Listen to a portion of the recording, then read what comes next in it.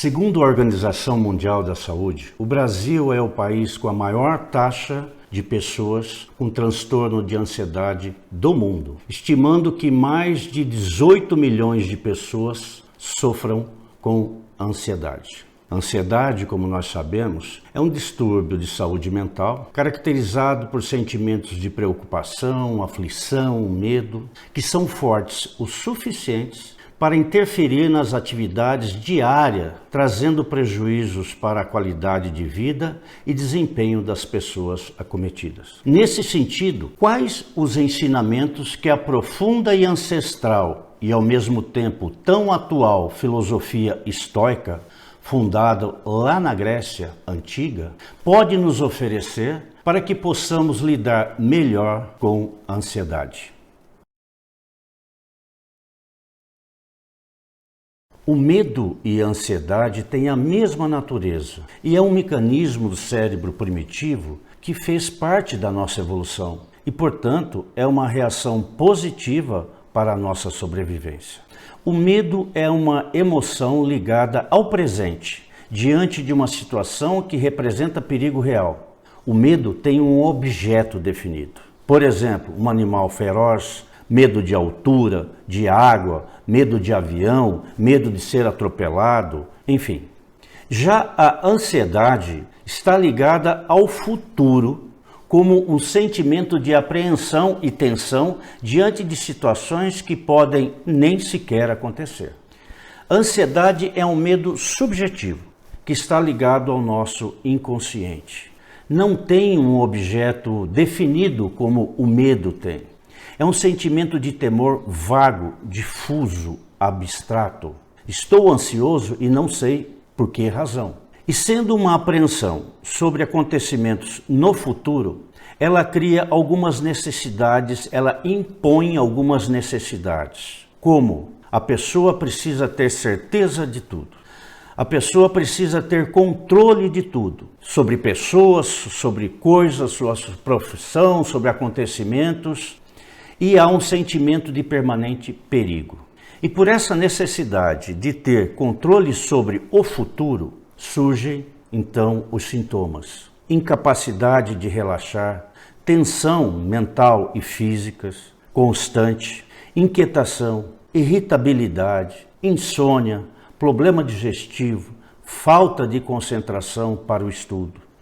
A ansiedade impede a pessoa de desfrutar a vida presente, diminuindo as suas capacidades e as suas potencialidades, por estar escravizada por um pensamento negativo quanto ao futuro e um pensamento difuso, abstrato. O que tenho de real na minha vida é o presente. O passado já foi.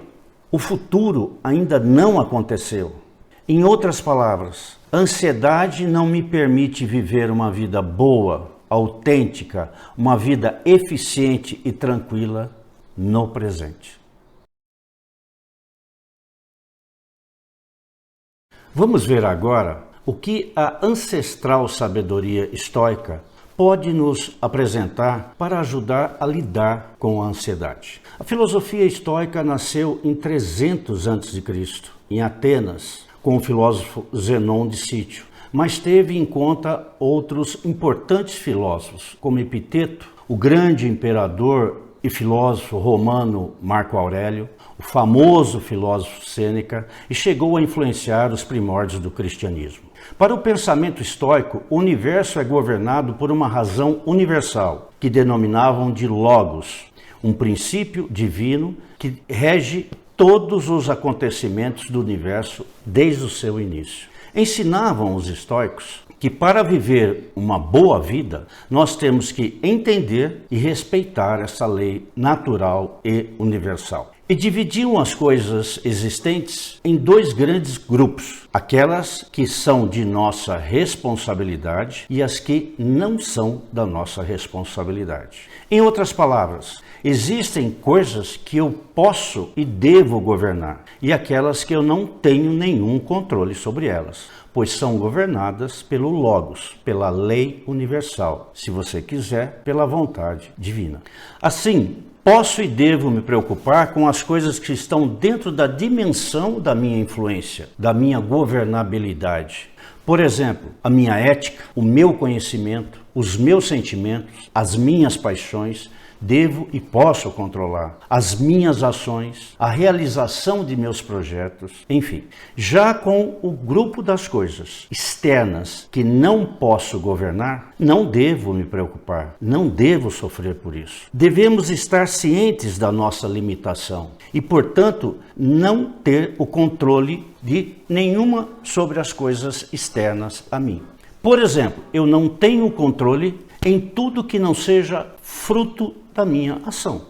Eu não tenho controle sobre os acontecimentos cósmicos. Por exemplo, 2 estrelas colapsando a bilhões de anos-luz daqui. Não tenho nenhum controle.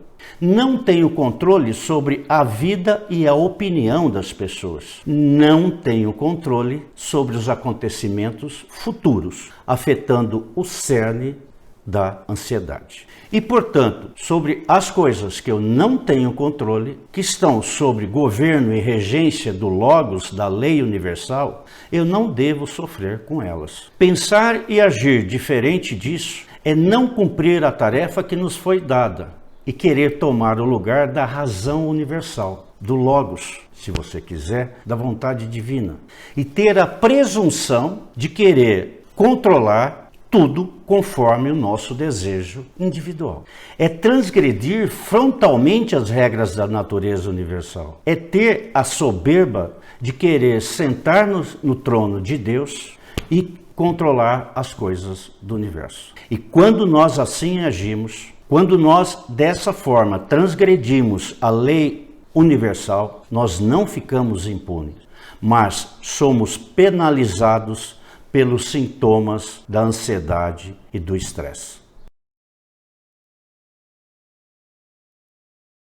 Portanto, podemos concluir que a solução nos dada pela sabedoria dos estoicos está em trocar a ansiedade pela esperança. Concluímos que estamos diante de uma batalha entre a nossa cegueira sobre a lei universal que rege tudo e o homem consciente.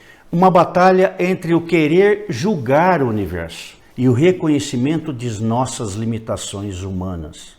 Um paradoxo entre o pessimismo e o otimismo. Uma guerra entre a desesperança e a esperança.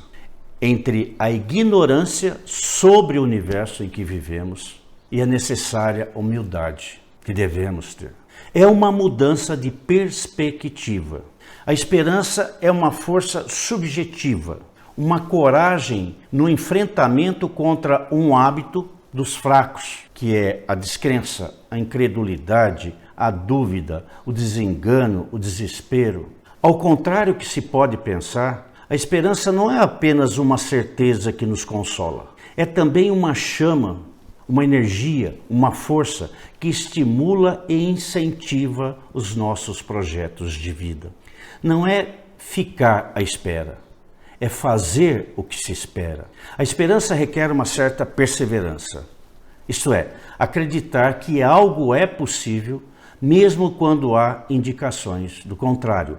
Como virtude teologal, em Hebreus afirma-se que a esperança para nós é qual âncora da alma, porto seguro da alma, e é a maior vitória que o homem pode ter sobre a sua alma. O filósofo Ésquilo, que viveu há 2500 anos atrás, disse que é a esperança que nos leva à meta, que nos leva a ter objetivo, que nos leva a conquistar o sucesso. A esperança sempre foi o segredo dos fortes. Procedamos então a essa troca sapiensal de perspectiva quanto às coisas do universo. Trocar a ansiedade, o pessimismo, pelo exercício cotidiano da esperança. Para finalizar, o grande pensador romano Quintiliano afirmou: antes perder a vida do que perder a esperança.